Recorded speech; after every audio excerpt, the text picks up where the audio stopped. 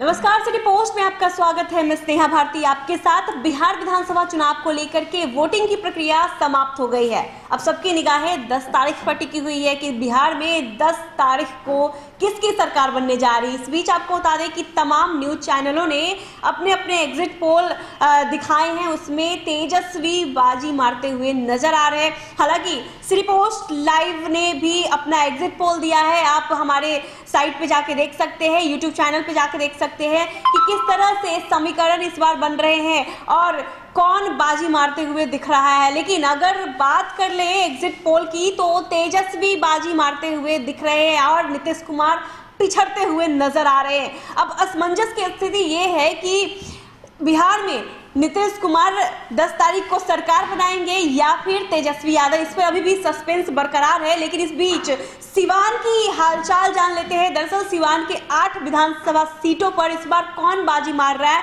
हम मृगेंद्र से जानेंगे। मृगेंद्र, आपको क्या लगता है सिवान की क्या स्थिति है? सिवान के 8 विधानसभा सीट पर क्या है स्थिति? महागठबंधन की लड़ाई एनडीए से है या कोई अन्य ऐसा उम्मीदवार जो कि इस सीट पर हावी है और खेल बिगाड़ सकता है एनडीए और महागठबंधन का? इसको जानने के लिए हम सिलसिलेवार तरीके से हर एक विधानसभा सीटों के बारे में बताएंगे।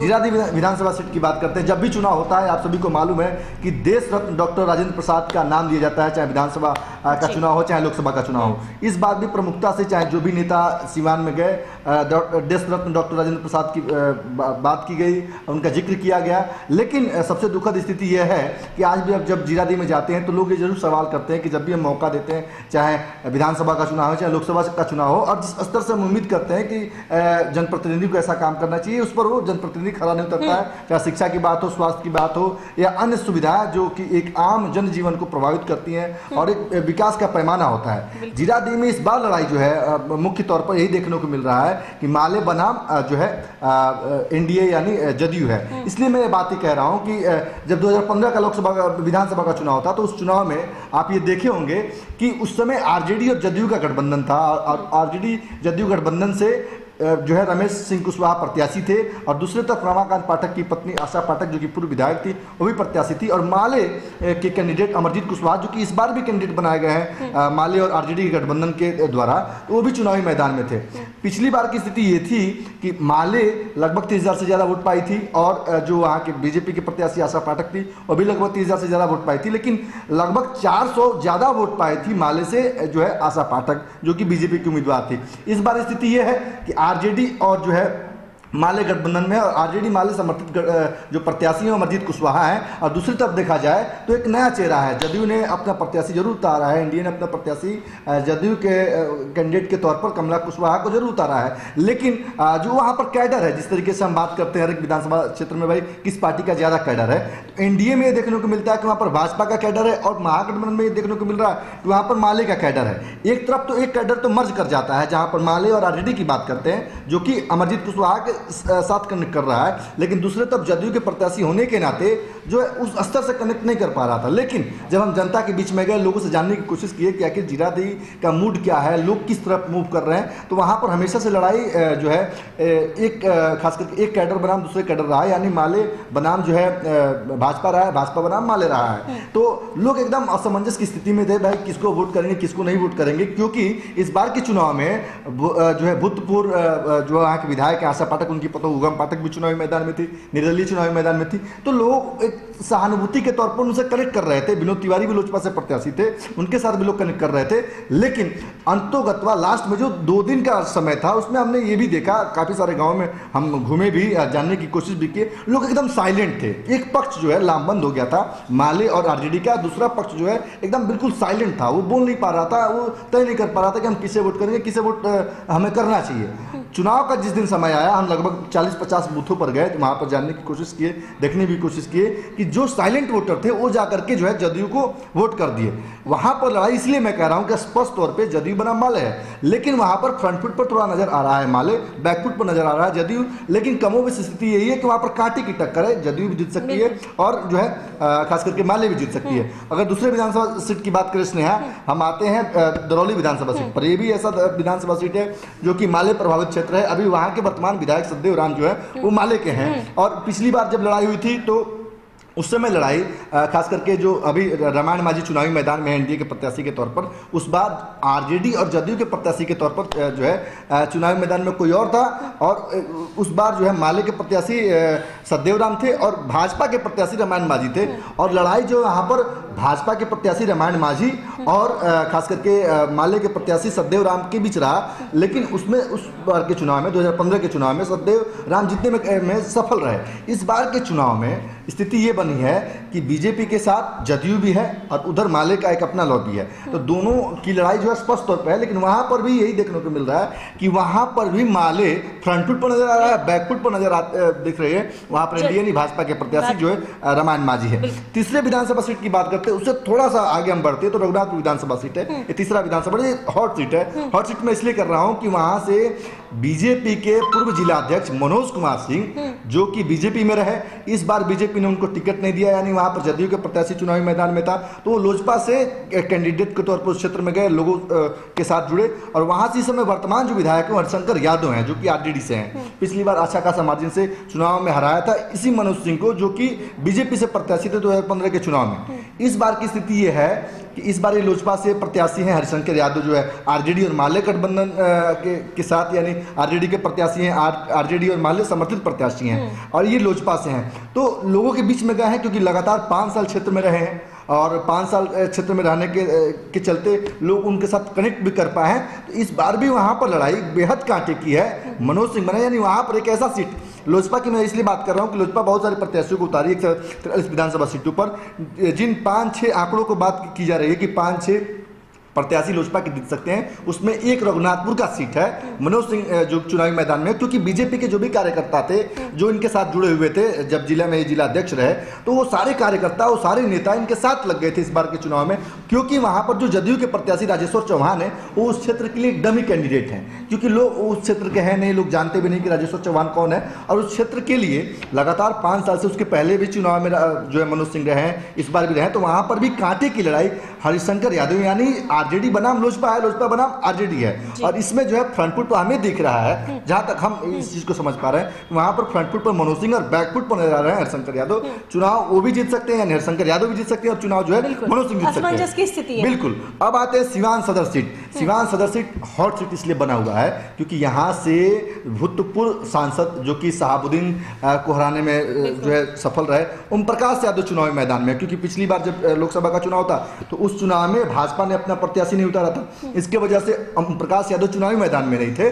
उसके बाद ये बीजेपी में बने रहे। इस बार जब विधानसभा का चुनाव हुआ तो बीजेपी ने वहां से अपने वर्तमान विधायक व्यासदेव प्रसाद का टिकट काट दिया। टिकट काटने के बाद जो है ओम प्रकाश यादव को मौका दिया गया कि आप चुनावी मैदान में आइए, चुनाव लड़िए। और इसके साथ एक और चीज देखने को मिली कि जब जैसे ही नामांकन की प्रक्रिया चालू होती है तो व्यासदेव प्रसाद निर्दलीय चुनावी मैदान में आ गए थे, और वहां से संघ के एक नेता है देवेंद्र गुप्ता, वो भी चुनावी मैदान में थे। सिवान सदर की हम बात कर रहे हैं, तो ये कहीं ना कहीं एक इफेक्ट डाल रहा था, एनडीए को कमजोर कर रहा था। और दूसरे पाले में अगर पहुंचते हैं, माले और आरजेडी का समर्थन है, और उससे कैंडिडेट जो है आरजेडी के कैंडिडेट वहां के अवध बिहारी चौधरी जो कि बिहार सरकार में कभी कामीना मंत्री रहे, तो वहां पर यादव बनाम यादव लड़ाई हो गई थी, यानी अवध बिहारी चौधरी एक तरफ, दूसरी तरफ जो है ओम प्रकाश यादव। लेकिन जिस तरीके से चुनाव का कुछ दिन बाकी था, उसके पहले व्यासदेव प्रसाद ने अपना जो है नामांकन वापस लेकर के एनडीए प्रत्याशी ओम प्रकाश यादव को एक जनसभा में जो है समर्थन दे देते हैं। और ये लड़ाई बिल्कुल एक तरह से कुछ दिन पहले जहाँ पर हम देख रहे थे कि अवध बिहारी चौधरी फ्रंट फुट पर थे, बैक फुट पर ओम प्रकाश यादव थे, और खास करके व्यासदेव प्रसाद के नामांकन वापस लेने से ये लड़ाई बेहद अलग हो गई है, क्योंकि अब जो है वहाँ पर फ्रंट फुट पर ओम प्रकाश यादव दिख रहे हैं। क्योंकि ऐसा माना भी जाता है कि जब एक ऐसा लॉबी, एक ऐसा कैडर जो मान लीजिए व्यावसायिक वर्ग से, वो शुरू से जो है बीजेपी को वोट करता रहा है, तो ये देखने को मिल रहा है कि व्यासदेव प्रसाद लगातार 2-3 बार जो है वहाँ से विधायक रहे और उन्होंने समर्थन कर दिया है। यादव बनाम यादव लड़ाई है और इनका समर्थन वापस लेने से एनडीए और मजबूत होती है। तो लड़ाई वहाँ पर जो है अवध बिहारी चौधरी बनाम ओम प्रकाश यादव है। लेकिन इस सीट पर, सिवान सदर की सीट पर, ओम प्रकाश यादव फ्रंट फुट पर नजर आ रहे हैं, वहीं पर बैक फुट की बात करें तो यहाँ पर अवध बिहारी चौधरी जो कि आरजेडी के प्रत्याशी वो दिख रहे हैं। इससे थोड़ा सा आगे बढ़ते हैं, दरौदा विधानसभा सीट, ऐसा सीट जो कि लगातार चर्चा में रहता है। इसलिए चर्चा में रहता है कि जो वहाँ की वर्तमान सांसद साहिबा है जो कि कविता सिंह है, उनके पति पिछली बार उपचुनाव में चुनावी मैदान में थे। और पिछली बार की जब हम बात करते हैं, इस आंकड़ों को समझने के लिए थोड़ा सा बैक में भी जाना पड़ेगा, क्योंकि पिछली बार बीजेपी के नेता रणजीत सिंह उर्फ ब्यास सिंह पार्टी से बागी होकर के निर्दलीय चुनावी मैदान में आ गए थे। और निर्दलीय चुनावी मैदान में आ जाने के बाद क्या हुआ, दरौदा विधानसभा उस चुनाव में ये देखने को मिला कि वहां से जो जदयू के प्रत्याशी अजय सिंह थे वो लगभग 23,000 वोट पाए थे। और वहीं अगर हम जो निर्दलीय प्रत्याशी की बात करें रणजीत सिंह उर्फ ब्यास सिंह का, वो लगभग 51,000 से ज्यादा वोट पाए थे, यानी जीत और हार का आंकड़ा लगभग 27,000 का था।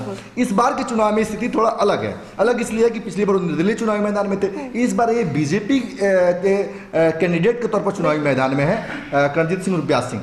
और अजय सिंह जो है चुनावी मैदान में कंटेस्ट तो नहीं किए हैं, लेकिन बीजेपी के नेता रहे खास करके स्वामी जी और इनके पिताजी जो कि पूर्व सांसद महाराजगंज है उमाशंकर बाबू, इनके लड़के रोहित भोला जी रोहित अनुराग भोला जी चुनावी मैदान में, निर्दलीय चुनावी मैदान में है। उनके साथ, क्योंकि उस क्षेत्र को नेतृत्व किए कभी उमाशंकर बाबू, उस क्षेत्र में एक अच्छा प्रभाव है जितेंद्र स्वामी का, उस क्षेत्र में एक अच्छा प्रभाव है अजय सिंह का। तो ये देखने को मिल रहा है कि अजय सिंह, जितेंद्र स्वामी जिस तरीके से रोहित अनुराग भोला जी को सपोर्ट किए हुए हैं, और एक तरफ बीजेपी के प्रत्याशी जो है रणजीत सिंह ब्यास सिंह है, और दूसरी तरफ माले ने अपना कैंडिडेट उतारा है। माले ने ऐसे व्यक्ति को कैंडिडेट उतारा है जो कि माले के सबसे बड़े नेताओं से एक सीवान की कॉन्टेस्ट में बात कर ली जाए, अमरनाथ यादव चुनावी मैदान में है आरजेडी और माले के कैंडिडेट के तौर पर। तो इस बार एक कैडर जो है एकदम साइलेंट रहा, वो देखने के फिराक में रहा कि भाई माले से कौन लड़ रहा है, मतलब माले से सीधा टक्कर रोहित अनुराग भोला जी का है या माले से सीधा टक्कर जो है रणजीत सिंह उर्फ ब्यास सिंह का। लगातार 2-3 दिन साइलेंट वोटर रहे।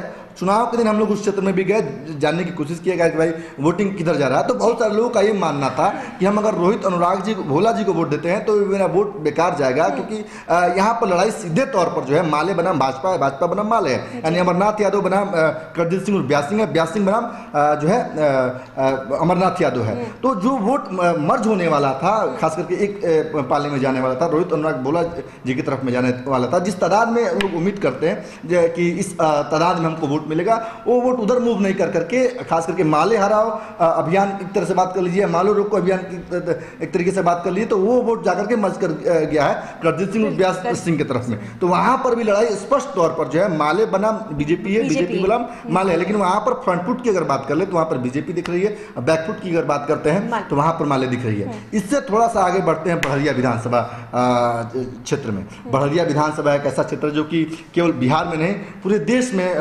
फेमस है। फेमस इसलिए है क्योंकि वहाँ से एक ऐसे विधायक हैं जो कि अश्लील गानों पे डांस करते हैं, आप ऑर्केस्ट्रा में डांस करते हुए दिख जाएंगे। आपको ये भी देखने को मिलेगा कि जो होली के फुअर गाने होते हैं वो भी गाते हुए दिख जाएंगे। चुनावी खास करके जनसभाओं में जब भी जाते हैं तो भोजपुरी में बात करते हैं और बहुत सारे स्लैंग का भी इस्तेमाल करते हैं। मृगेंद्र, ये भी देखा गया जब वो वोटिंग करके निकल रहे थे तो वो डांस करते हुए, फिलहाल की बात कर रहे हैं, बिल्कुल।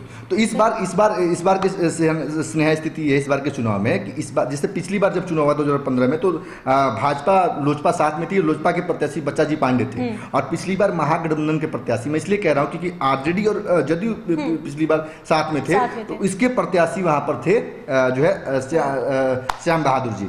इस बार की स्थिति यह है कि भाजपा जदयू के प्रत्याशी हैं और एक तरफ वो खास करके बच्चा जी पांडे की बात करें तो वो कैंडिडेट जो है वो आरजेडी के हैं। तो आरजेडी माले गठबंधन में है और पिछली बार की लड़ाई कुछ और थी, इस बार की लड़ाई कुछ और है। लेकिन एक ऐसा प्रभाव देखिए, चाहे हम लाख बात कर ले कि भाई फुहड़ गाने गाते हैं, अश्लील गाने गाते हैं, अश्लील गानों पे डांस करते हैं, लेकिन जनता के बीच में सुलभ है, तभी लोग लगातार वोट भी करते आ रहे हैं। बस देखिए, एक तादाद एक खास करके जन समर्थन की बात कर लो, उनके साथ लगातार रहा। लेकिन देखिए, इनके गाने से, इनके फुहड़ गानों में डांस करने से, ऑर्केस्ट्रा में जाने से एक वर्ग थोड़ा सा नाराज है। वो बहुत गिने चुने लोग हैं। वो ये कहते हैं कि हम जब बाहर जाते हैं तो लोग पूछते हैं कि भाई आप बड़हरिया के हैं, आपके विधायक कौन है, तो थोड़ा सा बुरा लगता है कि कैसा प्रभाव पड़ता है। लेकिन उसका वोट पर कुछ ज्यादा प्रभाव पड़ते हुए हम नहीं देख पा रहे हैं। वहां पर भी फ्रंट फुट पर जो है श्याम बहादुर ही है, यानी फ्रंट फुट पर वहां पर जो है जदयू है, और बैक फुट की अगर बात करते हैं तो वहां पर जो है बच्चा जी पांडे यानी आरजेडी है। स्पष्ट तौर पर लड़ाई जो है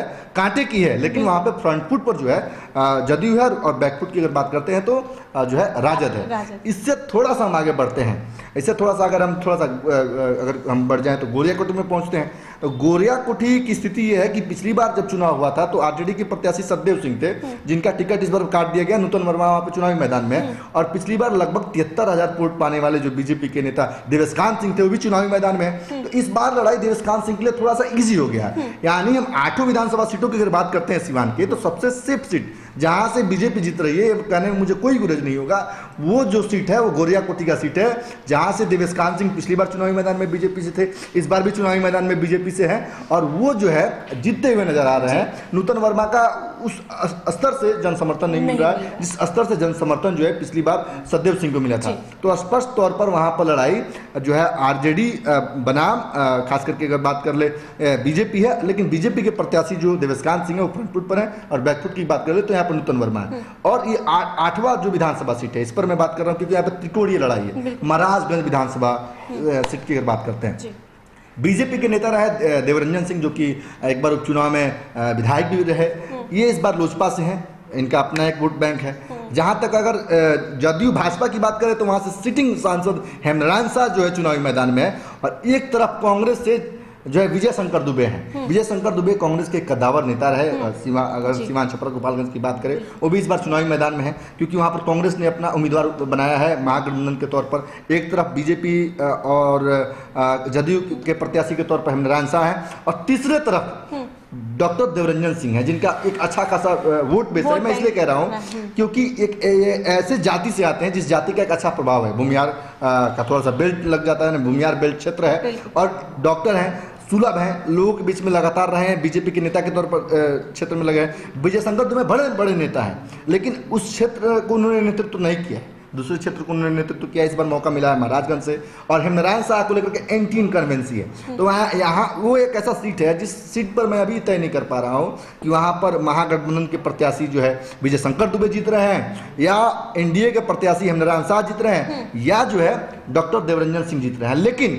जहाँ तक हम लगातार 2-3 दिन पहले जब बात कर रहे थे, लोगों से जाकर के मिले हैं, तो लोग यही बता रहे थे कि यहाँ पर लड़ाई जो है विजय शंकर दुबे बनाम जो है हेमरान शाह है, और जो तीसरे candidate doctor Devranjan Singh vote कटवा के रूप में नजर आएंगे। ये है पूरा जो है सिवान के 8 विधानसभा सीट का परिदृश्य। बिल्कुल। तो सिवान के तमाम सीटों के बारे में वीरेंद्र ने चर्चा किया, उन्होंने स्थिति बताई कि किस तरह से किसके साथ किसकी लड़ाई है और कौन बाजी मारते हुए दिखाई दे रहा है। ऐसे ही आगे भी आपको तमाम जिलों की खबरें हम दिखाते रहेंगे, और अगर ये खबर आपको अच्छी लगी हो तो हमारे चैनल को लाइक सब्सक्राइब जरूर कीजिएगा, हमारे फेसबुक पेज को भी आप लाइक और फॉलो कीजिएगा। हम दोनों को इजाज़त दीजिए, नमस्कार।